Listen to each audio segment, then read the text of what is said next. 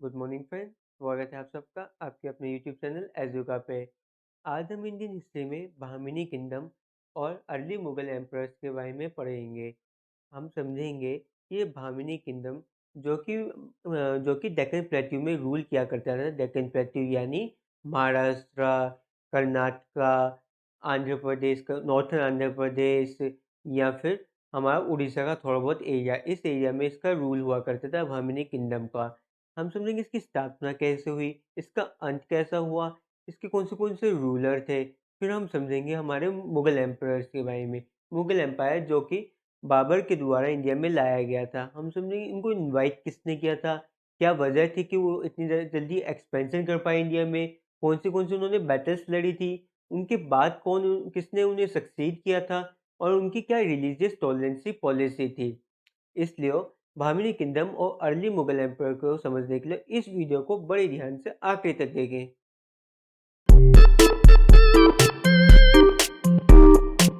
हमने अपनी पिछली वीडियो में दिल्ली सल्तनत के बारे में पढ़ा था। दिल्ली सल्तनत और उसके कई सारे डायनेस्टीज के बारे में पढ़ा था।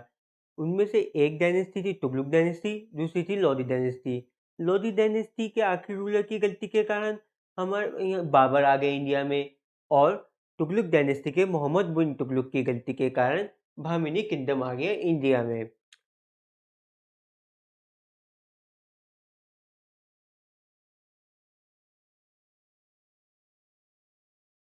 मोहम्मद बिन तुगलक जिनको हम बहुत ही ज़्यादा वाइस फूल या फिर एक्सपेरिमेंटल किंग भी कहते हैं, क्योंकि इनकी कुछ एडमिनिस्ट्रेशन पॉलिसीज ही कुछ ऐसी थी जो ना कि पहले कभी सुनी गई, ना कभी आगे किसी ने इनको अप्लाई किया, क्योंकि ज़्यादातर सब फेल हो गई थी। इन्होंने पहले तो सोचा कि चलो साउथ में एक्सपेंशन कर दे, तो इन्होंने अपनी कैपिटल दौलताबाद में शिफ्ट कर दी। उसके बाद इन्होंने सोचा हम जो ईरान वाले एरिया में खुरासन में एक्सपेंशन करेंगे, फिर इन्होंने फिर से अपनी कैपिटल दिल्ली में कर दी। इसका क्या हुआ कि ये बाकी इंडियन किंगडम्स पे इतना ज़्यादा फोकस नहीं कर पाए और साउथ इंडिया में बड़े-बड़े किंगडम्स बन गए, जैसे विजयनगर और बहमीनी किंगडम। विजयनगर तो बहुत ही ज़्यादा ताकतवर, बहुत ज़्यादा एनरिच्ड और बहुत प्रॉस्पेरस किंगडम था। उसके बारे में हम बाद में अलग से पढ़ेंगे जब हम साउथ इंडिया की एक वीडियो बनाएँगे। साउथ इंडिया के जो किंगडम्स हुआ करते हैं, उनका नॉर्थ इंडिया से इतना ज़्यादा मेल नहीं होता। उनकी जो हिस्ट्री है, वो इतनी ज़्यादा वेल कोऑर्डिनेटेड नहीं होती नॉर्थ इंडिया से। इसलिए साउथ इंडिया को हम अलग से वीडियो में पढ़ेंगे और उसी के साथ हम विजयनगर एम्पायर को भी अलग से उस वीडियो में पढ़ेंगे। पर अभी हमारे लिए समझना ज़रूरी है बहमीनी किंगडम को, जो कि मोहम्मद बिन तुगलक की गलती से बनी थी। जब इन्होंने डेक्कन में शिफ्ट की अपनी कैपिटल डेक्कन प्लेट्यू में अर्थात दौलताबाद में, इन्होंने जब अपनी कैपिटल शिफ्ट करी, तो पावर ऑफ सेंटर साउथ में चला गया था। जितनी भी एडमिनिस्ट्रेशन पॉलिसी थी, जितने भी नोबलमैन थे, सब साउथ इंडिया में चले गए थे, सब डेक्कन प्लेट्यू के उस रीजन में चले गए थे। पर जब इन्हें इन्हें खुरासन एरिया में से एक्सपेंशन करना था, तो इन्हें दिल्ली में शिफ्ट कर दिया अपनी कैपिटल। इसके कारण सारी पावर वापस जो दिल्ली में चली गई, और जो डेक्कन प्लेट्यू के रीजन के लोग थे, वो अपने आप को ठगा से महसूस करने लगे। उन्हें लगा कि ये हम पे ध्यान नहीं दे रहा है, ये मोहम्मद बिन तुगलक हम पे ध्यान नहीं दे रहा है, हमें एक्स्ट्रा समझ रहा है, हमें इतना ज़्यादा इम्पोर्टेंस नहीं दे रहा है। इसी का एक रिजल्ट था कि वहाँ के जो जनरल थे, उस एरिया का जो जनरल था, उसने अपने आप को इंडिपेंडेंस डिक्लेयर कर दी और बहमीनी किंगडम बनाया। उस जनरल का नाम क्या था? जनरल का नाम अलाउद्दीन हसन बहमन था।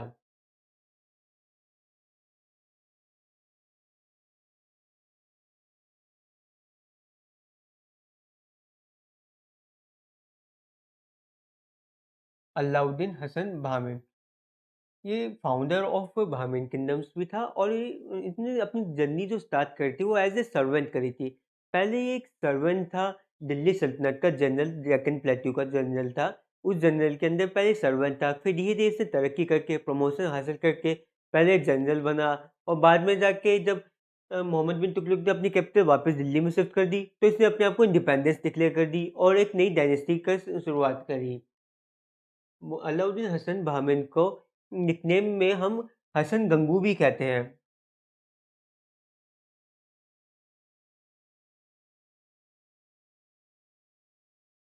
हसन गंगू, और इनकी जो कैपिटल थी वो गुलबार्ग में थी।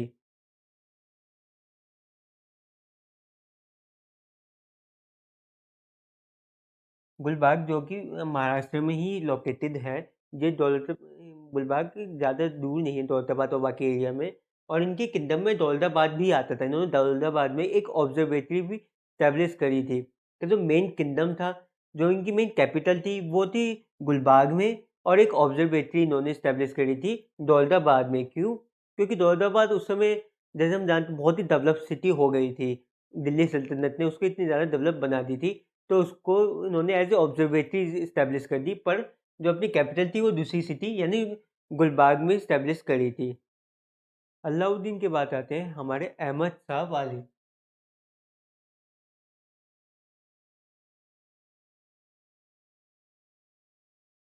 अहमद शाह वाली और अलाउद्दीन के बीच में भी काफ़ी सारे, अलाउद्दीन हसन के बीच में काफ़ी सारे रूलर्स आए थे, पर वो एग्ज़ाम पॉइंट ऑफ व्यू से इतने इम्पोर्टेंट नहीं है, क्योंकि ना तो उन्होंने कोई बड़ा एक्सपेंशन किया, ना कोई एडमिनिस्ट्रेशन पॉलिसीज़ लाए।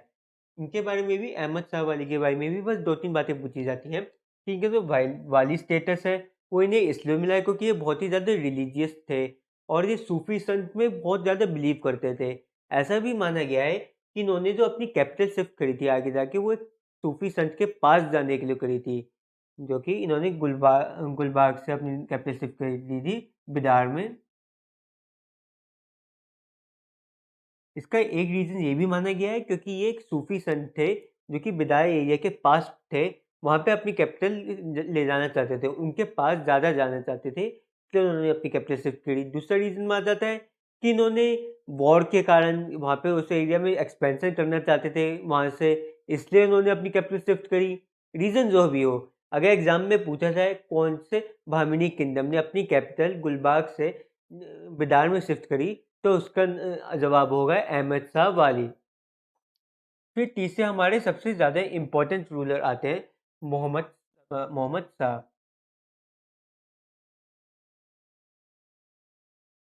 मोहम्मद शाह थ्री क्यों? क्योंकि इनसे पहले भी 2 मोहम्मद शाह आ चुके हैं इसी डायनेस्टी में, पर उनके बारे में ना कोई भी इम्पोर्टेंट बात नहीं है, इसलिए उनके बारे में हम नहीं पढ़ेंगे। ये मोहम्मद शाह थर्ड, ये सबसे ज़्यादा इम्पोर्टेंट और सबसे एग्ज़ाम पॉइंट ऑफ व्यू से भी, और इस डायनेस्टी के लिए भी सबसे ज़्यादा इम्पोर्टेंट रूलर हैं। ये लास्ट ग्रेट रूलर भी हैं। जैसे last great ruler of Mughals हमारे औरंगज़ेब हैं, औरंगज़ेब के बाद जो ये टूट जाती है डायनेस्टी, वैसे ही बहमनी किंगडम के लिए मोहम्मद शाह आखिरी ग्रेट रूलर्स हैं। इनके दौरान इनके रूल में काफ़ी सारी एक्सपेंशन हुई थी। इन्होंने विजयनगर से भी वॉर लड़ी थी, गोवा या कोंकण इस एरिया में भी एक्सपेंशन करी थी। जब इनको तख्त पे बिठाया गया तो ये एक माइनर थे, यानी 18 साल से कम थे। फिर भी इन्हें तख्त पे बिठाया गया क्योंकि हो सकता है इनसे पहले के जो रूलर हों, उनके जो पिता हों, उनका जो है डेथ हो गई हो, अर्ली डेथ हो गई हो, बैटल में डेथ हो गई हो, या फिर वो जो है छोड़-छाड़ के रिज़ाइन कर दिया हो, कोई भी रीज़न हो, पर इन्हें अर्ली बिठा दिया गया था। और इसीलिए इनका एक गार्डियन भी रखा गया था। इनका जो जनरल था, वो इन्हें एज़ ए गार्डियन भी रखा गया था। जैसे कि अकबर थे, अकबर को भी अर्ली एज में ही बिठा दिया गया था तख्त पे, और उनकी जगह उनके जनरल रूल किया करते थे। ऐसे ही इनके साथ भी यही स्टोरी थी। ये अर्ली स्टेज पे बैठ गए थे, पर जो एडमिनिस्ट्रेशन और मिलिट्री का मिलिट्री के एक्सपेंशन जो संभालता था, उनका नाम था मोहम्मद गवन, जी महमूद गवन।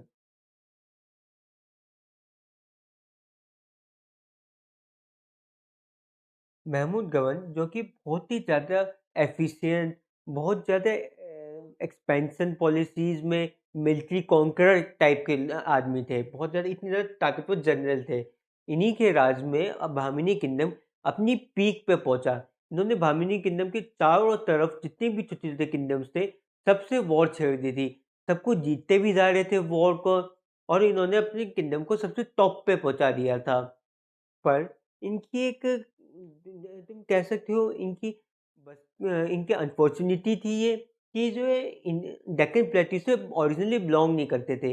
ये आए हमारे पर्शिया के एरिया से थे, और उस समय के जितने भी नोबल मैन हुआ करते डेक्कन के, वो इन्हें इतना ज़्यादा पसंद नहीं करते थे क्योंकि ये इंडिजीनियस नहीं थे, ये विदेशी थे। उनको नाम दिया करता था जो भी बाहर से आते थे, अफ़गान या फिर पर्शिया इस एरिया से आते थे, उन्हें अफ़्रीकी बुलाया जाता था।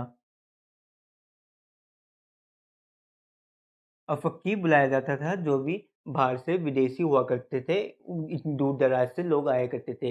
ये एक पर्शियन जनरल थे मोहम्मद जो कि मोहम्मद शाह थर्ड के बहुत ही ज़्यादा वफ़ादार थे। पर नोबलमैन इन्हें पसंद नहीं करते थे, इसलिए उन्होंने एक कॉन्स्पिरेसी करी इनके खिलाफ़। क्या किया उन्होंने?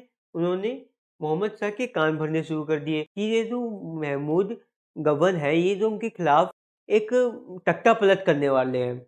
ये उनके खिलाफ़ साजिश रचे हैं। उन्होंने ऐसी कॉन्स्पिरेसी कर दी हमारे डेक्कनी नोबल्स ने कि ये जो है अच्छा आदमी नहीं है, महमूद गबन अच्छा आदमी नहीं है।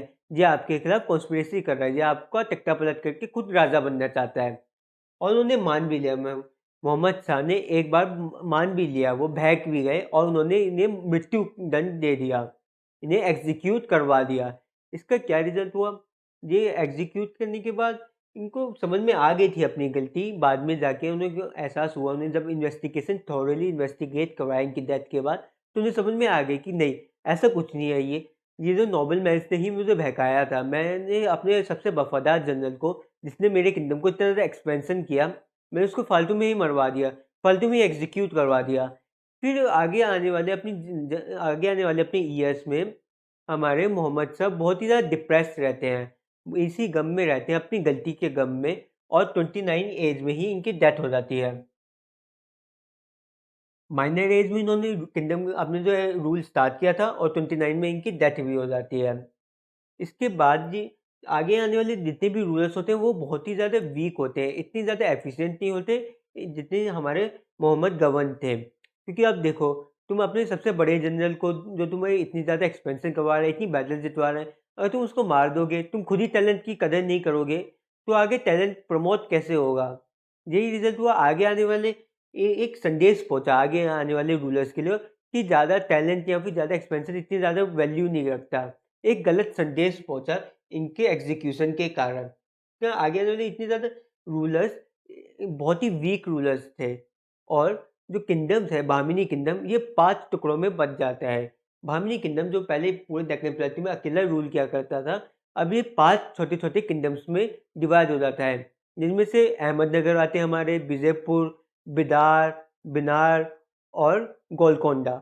ये 5 किंगडम्स में डिवाइड हो जाता है हमारा बहमीनी किंगडम। ये है हमारी 5 किंगडम्स जो कि हम मेन बहमीनी किंगडम को तोड़ने के बाद बने थे। इनमें से पहला आता है हमारा अहमदनगर, फिर विजयपुर, फिर बेरार, गोलकोंडा और बिदार। ये बिदार वही बिदार है जो कि कैपिटल था पहले, ओरिजिनल बहमीनी किंगडम की जो कैपिटल थी बिदार, उस कैपिटल का और उसके आसपास के एरिया ने अपने आप को इंडिपेंडेंस डिक्लेयर कर दी और एक नया किंगडम बनाया बिदार का। इन पाँचों को बहमीनी किंगडम्स ही कहा जाता है। पहले बहमीनी एक किंगडम था, अब ये 5 बहमीनी किंगडम्स हैं। एग्ज़ाम में पूछ लिया जाता रहता है कि नेम द 5 बहमीनी किंगडम्स। 5 ऑप्शन आपको ऑप्शंस दिए जाएँगे और पूछा जाएगा कि इनमें से कौन-सा बहमीनी किंगडम्स में से नहीं है। इन 4 में से कौन-सा बहमीनी किंगडम्स में नहीं है। तो इसलिए इन पाँचों के नाम याद करने आपके लिए बहुत ही ज़रूरी है। अहमदनगर, विजयपुर, बिदार, बिरार और गोलकोंडा। ये पाँचों नाम याद करने ज़रूरी है। और इनकी जो इनके बाद कौन-सी डायनेस्टी स्टार्ट हुई थी, जब इंडिपेंडेंस डिक्लेयर हो गई इन किंगडम्स की, तो इन्होंने अपनी-अपनी नई-नई डायनेस्टी स्टार्ट कर ली थी। जैसे कि अहमदनगर में निज़ाम शाही स्टार्ट हो गई थी, विजयपुर में आदिल शाही स्टार्ट हो गई थी, बेरार में इमाद शाही स्टार्ट हो गई थी, गोलकोंडा में क्वाली कुतुब शाही स्टार्ट हो गई थी, क्वाली कुतुब शाही। फिर बिदार एरिया में वारिद शाही स्टार्ट हो गई थी। अब इनके कुछ मॉन्यूमेंट्स भी है, फेमस मॉन्यूमेंट्स जो इनके दौरान बने थे। उसके बारे में भी एग्ज़ाम में पूछा जाता है। जैसे गोलकोंडा है, गोलकोंडा जो है प्रेज़ेंट डे के हैदराबाद और उसके आस-पास के एरिया को कहते हैं, क्योंकि गोलकोंडा के दौरान ही हैदराबाद या फिर चार मीनार का कंस्ट्रक्शन हुई थी।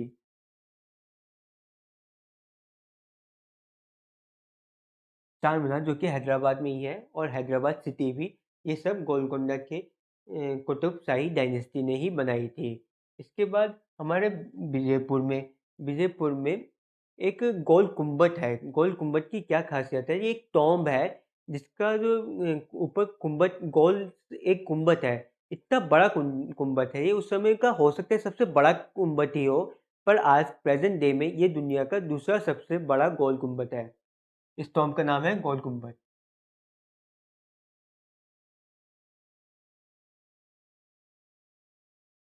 ये तो बात होगी इनके इन पांच किंगडम्स के स्टार्ट होने की, इनकी स्टैब्लिशमेंट होने की, कि कौन से किंगडम्स थे और कहाँ-कहाँ ये स्टैब्लिश हुए थे।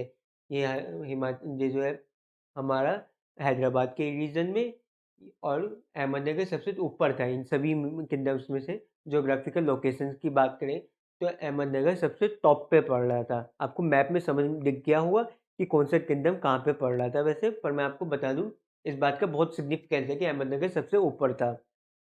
अब हम इनके अंत की बात करेंगे कि ये इनका अंत कैसे हुआ, कैसे ये पाँचों धीरे-धीरे मुगल एम्पायर में समा गए। सबसे पहले इनमें से 2 किंगडम बहुत ज़्यादा वीक थे, बेरार और बिदार। बिदार वैसे तो स्टार्टिंग में कैपिटल थी, पर जब ये इंडिपेंडेंट किंगडम बना तो ये इतना ज़्यादा स्ट्रॉन्ग नहीं था, इतनी ज़्यादा मिलिट्री वाइज़ स्ट्रॉन्ग नहीं था, इकोनॉमी वाइज़ स्ट्रॉन्ग था काफ़ी। बल्कि ये भी कहा जाता है इन पाँचों को जब बने थे किंगडम्स उससे पहले बिदार एरिया में एक फॉरेन स्कॉलर भी आए थे, फॉरेन स्कॉलर या हिस्टोरियन भी आए थे,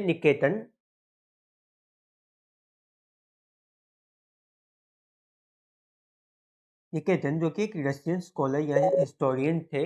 वो इन पांचों किंगडम के फॉर्म होने से पहले बिडार में आए थे और उन्होंने काफ़ी डिटेल में वर्णन किया था कैसे बिडार एक बहुत ही ज़्यादा डेवलप और ट्रेड के लिए बहुत ही ज़्यादा अच्छी सिटी है। यहाँ पे पानी के ज़रिए इस किंगडम में काफ़ी अच्छा ट्रेड होता है।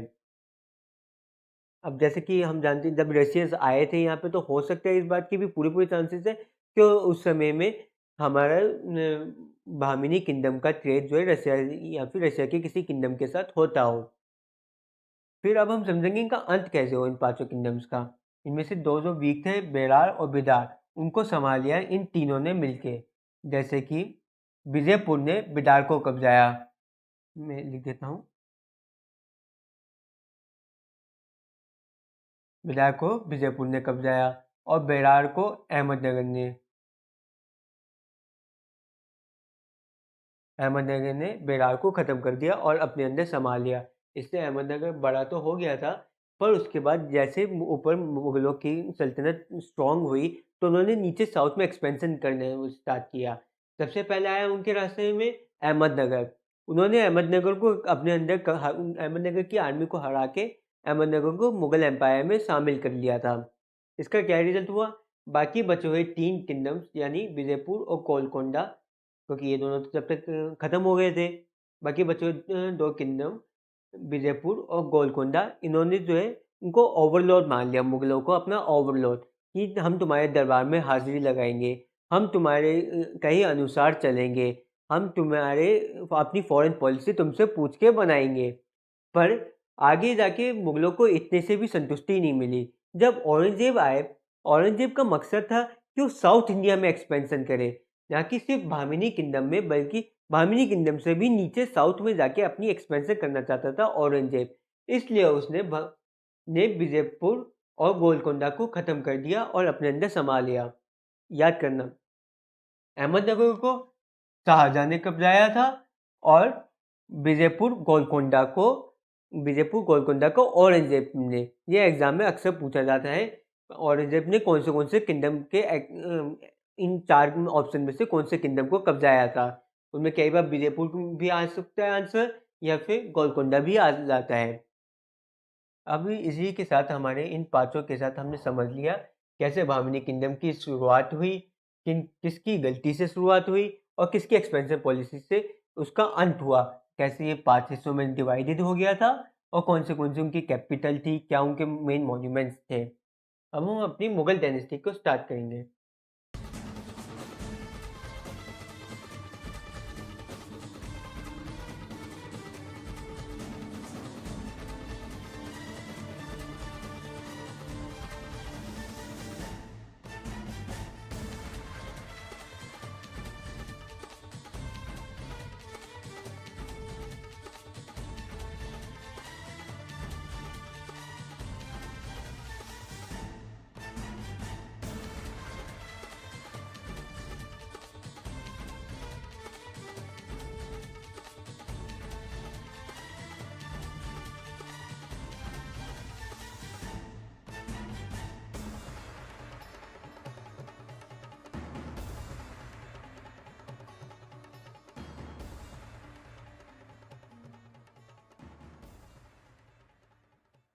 ये मुगल किंगडम या फिर मुगल एम्पायर के बारे में पढ़ने वाले हैं।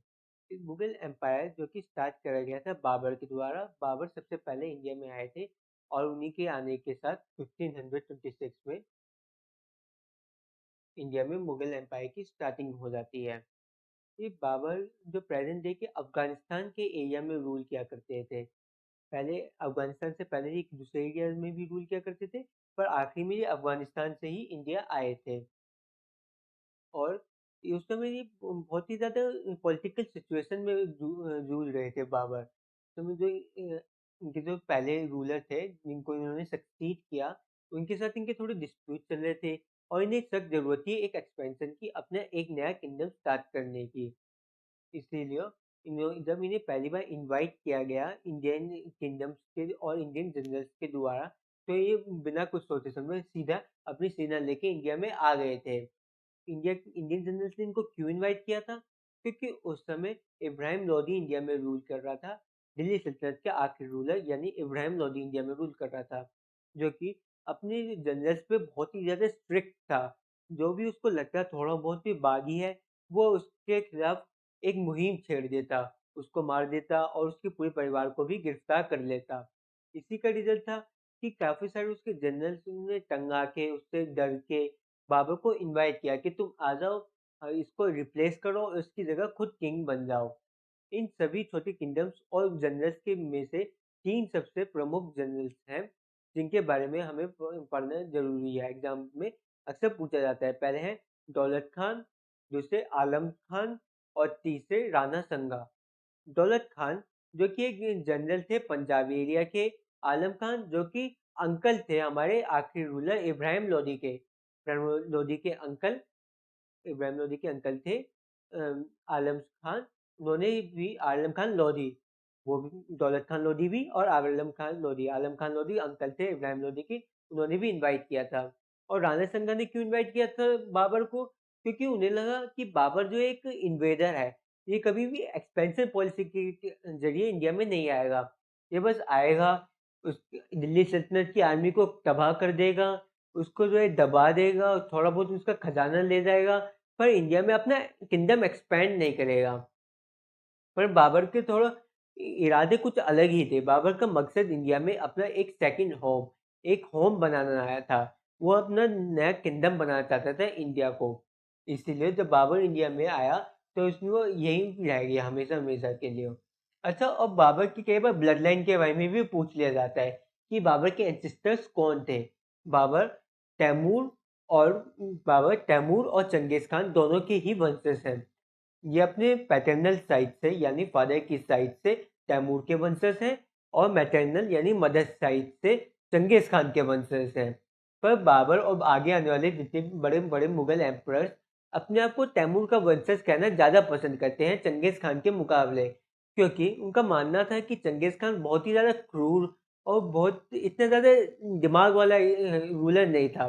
तो इतनी स्ट्रैटेजी के साथ या इतनी सिविलाइज्ड रूलर नहीं था। वो बस तबाह करता था, मारता था, आगे बढ़ जाता था। जबकि इनका मानना है तैमूर थोड़ा बाकी लोगों पे तो स्ट्रिक्ट था, बाकी किंगडम्स को तो तबाह कर देता था, पर अपने किंगडम को अच्छे से रूल करता था। ऐसा बाबर का और आगे आने वाले मुगल एम्परर्स का मानना है। जबकि हम जानते हैं तैमूर ने इंडिया में आके कितनी बुरी तरीके से तबाही मचाई थी, जिसका रिजल्ट ये था कि आखिर तुगलक डायनेस्टी के रूलर मर जाते हैं और सैयद डायनेस्टी स्टार्ट हो जाती है। वो हमने पिछली अपनी वीडियो दिल्ली सल्तनत वाली में बड़ी डिटेल में आपको समझाया था। अच्छा, बाबर का ये नहीं था कि वो बस इंडिया में आया, सबने उसको इनवाइट किया तो बस आया, तख्त पे बैठा, ताज पहना और रूल करना स्टार्ट कर दिया, नहीं। बाबर ने इंडिया में आते साथ ही 4 सबसे प्रमुख वॉर्स लड़ी थी। बड़ी-बड़ी 4 वॉर्स लड़ी थी, हर साल एक नई वॉर लड़ता था वो। इतना ज़्यादा उसको रेजिस्टेंस सामना करना पड़ा। इतनी वॉर जीतने के बाद वो दिल्ली का या फिर इंडिया का सुल्तान या फिर बादशाह बना था। उन्होंने सबसे पहली वॉर लड़ी थी पानीपत की। पानीपत जो कि हरियाणा में एक एरिया है। ये वॉर लड़ी गई थी हमारे लोधी डायनेस्टी के खिलाफ 1526 में। और 1526 में इब्राहिम लोदी के खिलाफ ये वॉर लड़ी गई, जिसमें इन्होंने इब्राहिम लोदी को हरा के खुद राजा बन गए थे। दूसरी वॉर लड़ी गई थी कनवा एरिया में। खंडवा एरिया में लड़ी गई थी राणा संगा के खिलाफ 1527 में। राणा संगा जिन्होंने इनको इनवाइट किया था, बाबर ने उनको भी निचोड़ा और उन्हें भी युद्ध में हरा दिया खंडवा एक रीजन में अगले ही साल 1527 में। फिर थर्ड वॉर लड़ी गई चंदेरी एरिया में मेदिनी राय के खिलाफ 1528 में। हर साल एक नई वॉर लड़ी जा रही है, इसलिए आपको याद करना भी बहुत ही आसान हो जाएगा। बस आप ये समझ लीजिए कि 1526 में बाबर या फिर मुगल सल्तनत की स्टैब्लिशमेंट हुई और उसके बाद पहले उन्होंने लोधी को हराया, जो कि ऑफ कोर्स सी बात है, जब इंडिया में एंट्री लेनी है तो दिल्ली सल्तनत को तो हराना ही पड़ेगा सबसे पहले। फिर उसके बाद उन्होंने राजपूत से लड़ाई लड़ी, सबसे पहले राणा संगा से लड़ी, फिर मेदिनी राय से लड़ी और उसके बाद फिर से उन्होंने एक आखिरी लोधी किंग को हराया। चौथे में एक और लोधी किंग आ जाता है जो कि इब्राहिम, हमारे जो कि अंकल था, आखिरी इब्राहिम लोधी का एक और अंकल था जिन्होंने हमला कर देते हैं बाबर पे और ये घाघर एरिया में युद्ध होता है। घाघर एरिया में आखिरी लोधी किंग या फिर uncle of Ibrahim Lodhi king से इनकी वॉर होती है। मतलब लोधी डायनेस्टी तो खत्म हो गई थी, ये तो उनके अंकल आ जाते हैं दोबारा कि चलो अब मैं अपनी नई डायनेस्टी दोबारा से लोधी डायनेस्टी को रिवाइव करता हूँ, दोबारा से दिल्ली सल्तनत को रिवाइव करता हूँ, अपना बदला लेता हूँ। पर ये फेल हो जाते हैं, बाबर इनको भी हरा देता है अगली 1529 में। अच्छा, क्या रिजल्ट था बाबर एक के बाद एक हराया जा रहा था सबको, जितने भी उसके सामने आ रहे थे कि इंडियन किंगडम्स, क्या इंडियन किंगडम्स इतने कमज़ोर थे या फिर बाबर इतनी बड़ी सेना लेके आया था? देखो, बाबर जो अफगानिस्तान के एरिया से आया था, तो ये तो पक्की बात है इतनी कुछ विशाल आर्मी भी लेके नहीं आया होगा, अफगानिस्तान में इतनी ज़्यादा पॉपुलेशन होती नहीं है। और दूसरी बात, ना उसके पास कोई एलिफेंट्स होंगे क्योंकि अफगानिस्तान एरिया में एलिफेंट्स नहीं होते, जबकि हम जानते हैं कि दिल्ली सल्तनत में बहुत बड़ी एलिफेंट की एक आर्मी थी। पर फिर भी बाबर जीतने में कैसे कामयाब हुआ? इसका सीधा सीधा सिद्धांत है टेक्नोलॉजी। बाबर नई टेक्नोलॉजी के साथ इंडिया में आया। बाबर गन पाउडर के साथ इंडिया में आया था, तोपों के साथ या फिर स्मॉल स्मॉल गन्स के साथ इंडिया में इसने हमला किया था उस दौरान। वैसे तो गन पाउडर की जो इन्वेंशन हुई थी वो चाइना में हुई थी सबसे पहले, पर चाइना के बाद वो यूरोप में और अरब में भी फैल गई थी उसकी नॉलेज, और अरब से या अफगानिस्तान, और अफगानिस्तान से बाबर इंडिया में गन पाउडर सबसे पहली बार लेकर आया। ये भी एग्जाम में पूछा जा सकता है कि गन पाउडर सबसे पहले इंडिया में कौन लेके आया, तो वो थे बाबर। और इसी के कारण इन्होंने ये चारों वॉर लड़ी, जीत ली और अपने आप को बादशाह का स्टेटस दिया था। जैसे इससे पहले जो भी किंग आते थे वो अपने आप को सुल्तान या फिर किंग, महाराजा, महाराजा धीराजा, विक्रमादित्य, विक्रमा, ऐसे ऐसे स्टेटस दिया करते थे। पर बाबर ने एक नई स्टेटस की इन्वेंशन या फिर एक नई स्टेटस की खोज करी, बादशाह। किंग को बादशाह कहलाने लगे और इन्होंने एक जिहाद भी छेड़ दिया था। जो सबसे पहले जिहाद छेड़ा गया था वो बाबर के द्वारा छेड़ा गया था। ये अपनी कहते थे मैं लड़ाई नहीं लड़ रहा हूँ, मैं जिहाद कर रहा हूँ, मैं अपने रिलीजियस हॉली वॉर लड़ रहा हूँ नॉन मुस्लिम्स के खिलाफ। ये सारे पहले वैसे तो पानीपत में इन्होंने मुस्लिम से ही लड़ाई लड़ी थी, पर फिर भी इन्होंने यही बोला कि मैं जिहाद लड़ रहा हूँ। और इनकी जो ऑटोबायोग्राफी में लिखा है, इनकी सबसे खतरनाक वॉर, सबसे डिफिकल्ट वॉर, वो कनवा को बताया गया है। राणा संगा के खिलाफ कनवा की जो वॉर थी, उसको इसमें सबसे खतरनाक वॉर बताया गया है। उस पैराग्राफ में राणा संगा की इन्होंने प्रेज भी किया है कि राणा संगा बहुत ही बहादुर, बहुत ही ताकतवर रूलर थे, इन्होंने मुझे बहुत ही ज़्यादा रेजिस्टेंस दिया और ये मेरे जीवन की सबसे खतरनाक वॉर थी। इस वॉर को जीतने के बाद ये इतने ज़्यादा खुश हुए कि इन्होंने अपने आप को गाजी का स्टेटस दिया। बाबर की जो ऑटोबायोग्राफी लिखी गई है वो टर्किश लैंग्वेज में लिखी गई है और उसका नाम है, मैं ये मिटा देता हूँ, सुजुकी बाबुरी।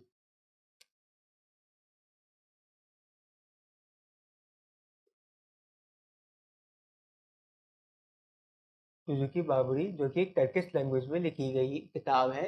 इसमें बाबर के बारे में पूरी हिस्ट्री लिखी गई है। बाबर अपने बताता है कि मैंने कैसे-कैसे वॉर लड़ी थी, कौन से मैंने टेम्पल्स तोड़े थे।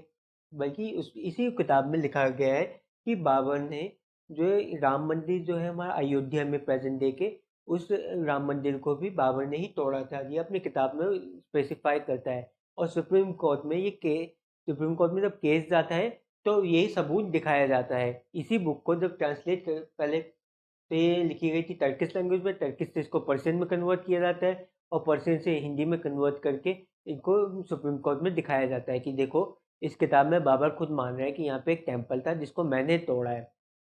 तुर्किश ये बाबरी में। अच्छा, और एग्जाम पॉइंट ऑफ व्यू से ये भी अक्सर पूछ लिया जाता है कि बाबर का मकबरा या फिर उसकी टॉम्ब कहाँ पे है। तो इसके सबसे पहला जो मकबरा है वो आगरा, सबसे पहले तो इसको दफनाया गया था वो आगरा में दफनाया गया था।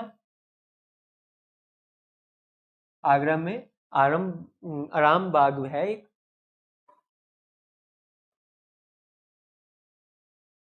आराम बाग, वहाँ पे इसको दफनाया गया था, पर बाद में इसकी जो कब्र को शिफ्ट कर दिया था काबुल में, अफगानिस्तान की कैपिटल काबुल में। क्योंकि ये जैसे हम जानते हैं काबुल से ही आया था, तो इसको उन्होंने सोचा कि अच्छा होगा इसको काबुल में ही शिफ्ट कर लें, वो ज़्यादा अच्छा लगेगा। तो और उसकी जो कब्र है काबुल में, उसका नाम है बाग बागे बागुन।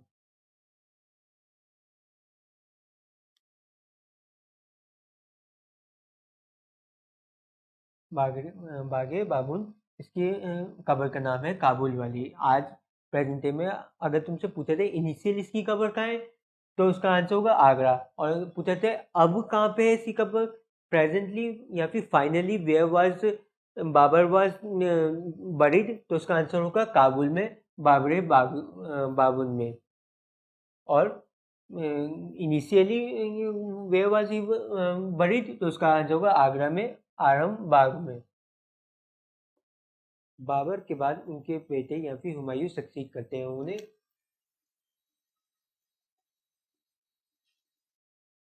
जो कि 1530 में रूल अपना करना स्टार्ट करते हैं 1530 में, यानी 1526 से 1530 तक बाबर का रूल रहता है।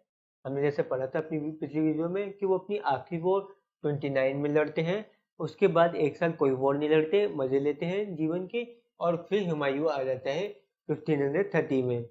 हुमायूं जो कि अपनी कैपिटल, एक नई कैपिटल या फिर सेकंड कैपिटल फॉर्म करता है दिन पनाह में। ये भी दिल्ली में ही, दिल्ली के पास है इसी, यहाँ पे ये अपनी सेकंड कैपिटल बना देता है हुमायूं। ये दिल्ली में ही है दिन पनाह, एक फोर्ट या फिर एक इलाका, एक सिटी, यहाँ पे हुमायूं अपनी सेकंड कैपिटल शिफ्ट कर देता है।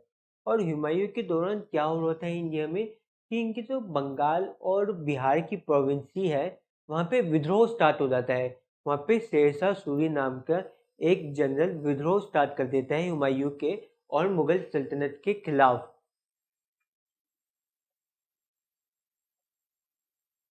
शेरशाह सूरी जो कि स्टार्टिंग में बिहार का था जनरल, वहाँ से उसने बिहार से उसने हमारी जो है बंगाल को भी कब्जाया, और बंगाल के बाद धीरे धीरे लड़ाई करते करते पहले चौरस में और उसके बाद कन्नौज भी वो कब्जा लेता है और हुमायूं को भगा देता है। शेरशाह सूरी बहुत ही ज़्यादा ग्रेट रूलर माना जाता है। हुमायूं भी अपने हुमायूं नामे में इन शेरशाह सूरी को जिक्र करते हुए कहता है कि ये उस्ताद बादशाह थे। उस्ताद बादशाह यानी टीचर्स ऑफ किंग्स, ये राजाओं के टीचर थे। इनको देख के आगे जाके आने वाले मुगल सल्तनत के किंग्स इनसे इंस्पायर होते हैं, इनके एडमिनिस्ट्रेशन सिस्टम को अपनाते हैं, उसको समझते हैं और उसको अडॉप्ट करते हैं। इनके जो इन्होंने जो हमारा रुपीज़ है, वो भी सबसे पहले नाम शेरशाह सूरी ने ही दिया था। सबसे पहले इन्होंने सिल्वर कॉइन इशू करे थे। सिल्वर कॉइन को इन्होंने नाम दिया था रुपी, और गोल्ड कॉइन को नाम दिया था डैम। और इनकी कुछ कंस्ट्रक्शंस भी हैं, मेजर मेजर कंस्ट्रक्शंस जिनके जो बहुत ही फेमस है प्रेजेंट डे इंडिया में भी। जिनमें से सबसे प्रमुख है great tank road, great trunk road. Great trunk road जो कि काबुल से लेके बांग्लादेश में ख़त्म होती है। काबुल में शुरू होती है, यानी काबुल यानी अफ़गानिस्तान में शुरू होती है और बांग्लादेश में जाके ख़त्म होती है। ये इतनी बड़ी रूट है, पूरे ये कह सकते हैं साउथ एशिया में इतना बड़ा लैंड रूट, इतनी बड़ी रोड कोई है ही नहीं। ये रोड बनाई गई थी शेरशाह सूरी के दौरान, इसको रिपेयर किया गया था, इसको पूरा तरीके से कंप्लीट भी कर दिया गया था शेरशाह सूरी के दौरान। और इन्होंने इस रोड के ही किनारे एक सिटी भी बनाई थी, जिसको आज हम पुराना किला कहते हैं।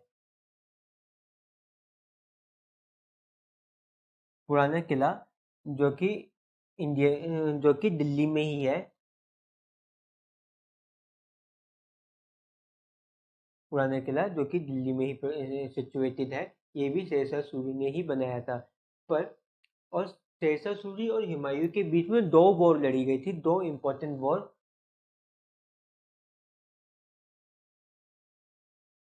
चौसठ की वॉर, एक पहली चौसठ की वॉर जो 1539 में लड़ी गई, और जिसमें शेरशाह सूरी ने बुरी तरीके से हुमायूं को हरा दिया और हुमायूं अपनी जान बचाता बचाता भाग गया। इस वॉर के दौरान निज़ाम ने मदद करी थी हुमायूं की बैटलफील्ड से भागने में या फिर अपनी जान बचाने में। इस अगर निज़ाम ने मदद करी, जिसका रिजल्ट था कि वो अगले साल दोबारा वापस वॉर करने आ सके कन्नौज में। 1540 में कन्नौज एरिया जो है, कन्नौज तो आप जानती हो कि पहले कन्नौज की तो इम्पोर्टेंस पहले से ही है, ये यूपी में है। कन्नौज जो कि प्रेजेंट डे के वेस्टर्न यूपी में है, और इसकी इम्पोर्टेंस ट्राइपार्टाइट स्ट्रगल से ही हम देखने को मिलती है। ट्राइपार्टाइट स्ट्रगल जो कि गुप्ता एम्पायर के डिक्लाइन के बाद स्टार्ट हुआ था, जब इंडिया में काफ़ी ज़्यादा अनसर्टेनिटी आ गई थी। उसके बाद ट्राइपार्टाइट स्ट्रगल स्टार्ट हुआ था, जहाँ पे कैपिटल हुआ करती थी कन्नौज। उसकी इम्पोर्टेंस इस पीरियड में भी बहुत ज़्यादा थी, इसलिए कन्नौज को कब्जाने के लिए शेरशाह सूरी ने हमला कर दिया था हुमायूं पे। पहले उसने चौड़ पहले उसने चौसठ एरिया पे कब्जा किया, और फिर उसके बाद इसने कन्नौज पे भी कब्जा करके, अच्छा चौसठ एरिया जो प्रेजेंट डे के बिहार में है, बक्सर एरिया है, बक्सर के पास ही चौसर है। बक्सर का सिग्निफिकेंस और भी है बैटलफील्ड के लिए, क्योंकि बक्सर एरिया में ही ब्रिटिश ईस्ट इंडिया कंपनी ने भी एक वॉर लड़ी थी, बैटल ऑफ बक्सर। उसको कंफ्यूज ना होने के लिए इसको हम, इसलिए हिस्टोरियंस इसको चौसर की वॉर कहते हैं। ये चौसर की वॉर है, वो बक्सर की वॉर है। चौसर और बक्सर दोनों ही बिहार में है, और दोनों में ज़्यादा डिफरेंस नहीं है, डिस्टेंस नहीं है, ये आपस में आसपास ही पड़ते हैं ये दोनों एरिया। पर अब शेरशाह सूरी ने ये दोनों वॉर लड़ तो ली, उसको हुमायूं को हरा भी दिया और भगा भी दिया कि भाई भाग जाओ, अब तुम इंडिया में वापस लौट के मत आना, वरना तुम्हें जिंदा नहीं छोड़ेंगे हम। हुमायूं इसके बाद 1540 के बाद 15 साल के लिए एग्जाइल में रहता है, 15 साल के लिए अज्ञातवास में या फिर इंडिया से बाहर जाके रहता है। कहते हैं कि वे अफगानिस्तान में जाके अपने एक जनरल था इनका वफादार, उसके यहाँ जाके रहते हैं हुमायूं। और शेरशाह पर भी अचानक से सब कुछ सिचुएशन बहुत ही ज़्यादा बदल जाती है इंडिया में, जब 1545 में शेरशाह सूरी की अचानक से डेथ हो जाती है। एक दुर्घटना में शेरशाह सूरी की डेथ हो जाती है। वैसे शेरशाह सूरी अफगानिस्तान से आए एक जनरल थे, ये इन्फॉर्मेशन जो बता दूँ, ये एक हिंदू जनरल नहीं थे, ये एक अफगानी थे, अफ़गानी जनरल थे जो कि इंडिया में आ गए थे। इनकी टॉलरेंस पॉलिसी बहुत ही अच्छी मानी जाती है कि हिंदू और मुस्लिम्स में इतना ज़्यादा भेदभाव नहीं करते थे, इतने ज़्यादा हिंदुओं के खिलाफ इनकी पॉलिसीज़ नहीं थी शेरशाह सूरी की। जबकि बाबर ने तो जिहादी स्टार्ट कर दिया था, हुमायूं भी कुछ कम नहीं थे, उन्होंने भी काफ़ी सारे टेम्पल तोड़े थे। और हमारे आगे जाके अकबर, वो भी शेरशाह सूरी के एडमिनिस्ट्रेशन और पॉलिसी से इंस्पायर होके रिलीजियस टॉलरेंसी को अपनाते हैं। और 1545 में शेरशाह सूरी की डेथ हो जाती है कि वो एक फोर्ट पे हमला करने जा रहे होते हैं। एक फोर्ट पे वो जो मुहिम छेड़ते हैं उसको जीतने की, उसमें उनकी डेथ हो जाती है। वो ऑर्डर देते हैं कि इस दीवार को बारूद से फोड़ दिया जाए, पर दुर्घटनावश वो बारूद से तो फट जाती है, पर उनके जो बारूद का असला होता है उसमें भी आग लग जाती है, जिसके कारण शेरशाह सूरी की पूरा शरीर जल जाता है, और वो बैटलफील्ड के और फिर उनको वो बैटलफील्ड में इतने ज़्यादा घायल हो जाते हैं, आगे जाके मर जाते हैं शेरशाह सूरी। ये जो बैटल होती है जिसमें 1545 में जिसमें शेरशाह सूरी की डेथ हो जाती है, वो कलिंजा एरिया में होती है। ये कलिंजा की वॉर होती है जिसको कब्जाने के लिए, कलिंजा किले को कब्जाने के लिए शेरशाह सूरी वॉर लड़ते हैं। इस वॉर में वो जीत जाते हैं। जो उनके अचीवमेंट्स में गिना जाता है कि कलिंजा की जो एरिया है वो भी एक्सपेंशन शेरशाह सूरी ने ही किया था अपने टाइम में। फिर शेरशाह सूरी के बाद उनके बेटे आ जाते हैं, जिनका ज़्यादा सिग्निफिकेंस नहीं होता है, क्योंकि हुमायूं अपना बदला लेने या फिर अपने ना किंगडम वापस लेने दोबारा आ जाते हैं 1555 में। 1555 में हुमायूं अपनी पूरी आर्मी के साथ, अपने दोस्तों के साथ आ जाते हैं इंडिया में। उनका एक वफादार जनरल था अफगानिस्तान में, जब मुगल सल्तनत पूरे इंडिया पे रूल, मुगल सल्तनत नॉर्थ इंडिया में रूल किया करता था। उस दौरान बैरम खान जो अफगानिस्तान का एक रूलर था, एक जनरल था, जो कि हुमायूं और मुगलों का बहुत ही ज़्यादा वफादार था। और हुमायूं उसको लेके आ जाते हैं कि भाई आ जाओ, मुझे अपनी सेना उधार दे दो, मुझे ये वॉर जीतने दो, और बदले में मैं तुम्हारी थोड़ा प्रमोशन कर दूंगा, तुम्हें थोड़ा अच्छा पोस्ट दे दूंगा अपने किंगडम में। और 1555 में ये धीरे धीरे पहले अफगानियों से वॉर लड़ते हैं, फिर बाद में आने वाले सूरी किंग से भी वॉर जीत जाते हैं, और दोबारा हुमायूं किंगडम का उदय होता है। दोबारा हुमायूं वापस, या फिर मुगल एम्पायर दोबारा इंडिया में स्टार्ट हो जाती है, और सूरी डायनेस्टी खत्म हो जाती है। सूरी डायनेस्टी बहुत ही छोटे पीरियड के लिए रही थी, जिनके फाउंडर शेरशाह सूरी थे, और इसके बाद कोई ज़्यादा बड़े रूलर को आने का मौका ही नहीं मिलता है, क्योंकि हुमायूं वापस आ जाते हैं। पर हुमायूं 1555 में आ तो जाते हैं, पर अगले साल ही उनकी भी डेथ हो जाती है एक दुर्घटना में।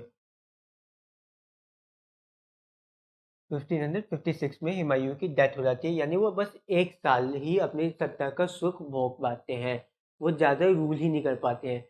जिस प्रकार अपनी आखिरी वॉर के बाद बाबर भी मर जाते हैं, उसी प्रकार अपनी आखिरी वॉर के बाद हुमायूं भी मर जाता है 1556 में। और कैसे मरते हैं हुमायूं? हुमायूं अपनी एक लाइब्रेरी में, अपने किंगडम की एक लाइब्रेरी की सीढ़ियों से गिर के मर जाते हैं। सोचो, हुमायूं जो इतना ज़्यादा लकी किंग था कि चौसर में उसको निज़ाम छुड़वा के भगा देता है, कन्नौज में फिर से वो युद्ध हारने के बाद भाग जाते हैं, उसके बाद 1555 में 2-3 वॉर लड़ने के बाद उन वॉर्स में भी जीत जाते हैं, और फाइनली अपना किंगडम स्टैब्लिश करते हैं। तो उनकी मौत हो जाती है, कैसे? एक सीढ़ियों से गिरने से, सिर्फ सीढ़ियों से गिर के उनकी मौत हो जाती है। अब देखोगे कि इंडियन हिस्ट्री में दिल्ली सल्तनत में भी और मुगल सल्तनत में भी काफ़ी सारे किंग्स की मृत्यु ऐसे ही छोटे छोटे हादसों के कारण होती है। जैसे कुतुबुद्दीन ऐबक, वो पोलो खेलते हुए मर जाते हैं, और हुमायूं जो है उसे अपनी सीढ़ियों से गिर के मर जाते हैं। इसी का रिजल्ट था कि आगे अकबर जो आता है वो इस निष्कर्ष पर पहुंचता है कि दिल्ली कैपिटल ही मनहूस है। जो भी दिल्ली कैपिटल में आता है, जब भी कोई भी दिल्ली तख्त पे बैठता है, वही उसी की मृत्यु हो जाती है। इसलिए वो अपने कैपिटल बाद में आगरा में शिफ्ट करते हैं, पर वो हम बाद में पढ़ेंगे जब हम इनके हुमायूं के बाद अकबर की बात करेंगे। और हुमायूं नामा यानी उनकी ऑटोबायोग्राफी जो लिखी गई है, वो उनकी स्टेप सिस्टर ने, उनकी हाफ सिस्टर ने लिखी है, गुलबदन बेगम ने।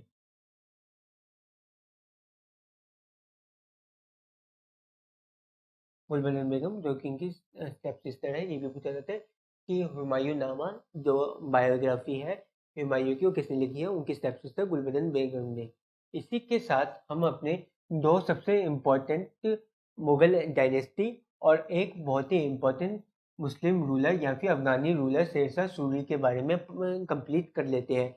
तो हमने इस वीडियो में बड़ी ही डिटेल में पढ़ा। हम अगली आने वाली वीडियो में आगे के एम्प्रेस के बारे में पढ़ेंगे, मुगल एम्प्रेस के बारे में पढ़ेंगे, और उस दौरान छोटे-छोटे और कौन सी डायनेस्टीज़ आई थी, उनके बारे में भी बड़ी डिटेल में पढ़ेंगे। अगर आपको हमारी और भी इंडियन हिस्ट्री से जुड़ी वीडियो देखनी हो, तो इस चैनल को सब्सक्राइब करें, नीचे दिए गए बेल आइकन को क्लिक करें, और ये वीडियो पसंद आई हो तो लाइक, शेयर, कमेंट करना ना भूलें। Thank you.